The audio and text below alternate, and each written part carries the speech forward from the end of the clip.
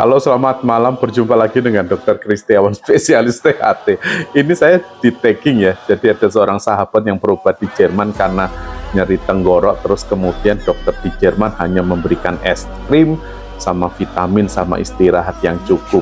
Baik, mungkin saya bantu menjawabnya ya. Seolah-olah ini memang berbeda dengan di Indonesia. Jadi perlu teman-teman sekalian ketahui bahwa nyeri tenggorok atau radang tenggorok itu umumnya disebabkan oleh paling tidak ada 5 ya. Jadi pertama adalah iritasi oleh makanan atau minuman yang misalnya terlalu panas, terlalu pedas, sama terlalu dingin. Nah itu juga bisa mengiritasi tenggorok sehingga menyebabkan nyeri. Karena tanda-tanda radang salah satunya adalah nyeri ya. Terus kemudian bisa disebabkan juga oleh karena infeksi, baik infeksi karena bakteri, virus, dan jamur.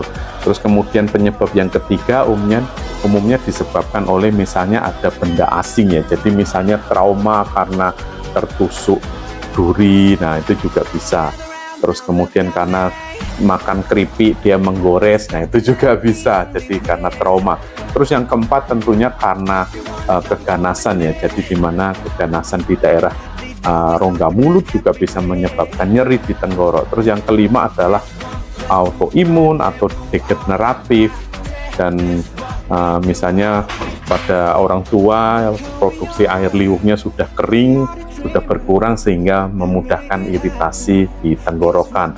Nah, saya tidak memeriksa sahabat tersebut yang di Jerman ya, jadi saya tidak tahu kondisinya, tapi kemungkinan adalah beliau ini mungkin karena kan pada saat ini di Jerman kan dia udaranya dingin, jadi makan sesuatu yang panas sebenarnya tapi langsung dimasukkan ke mulut.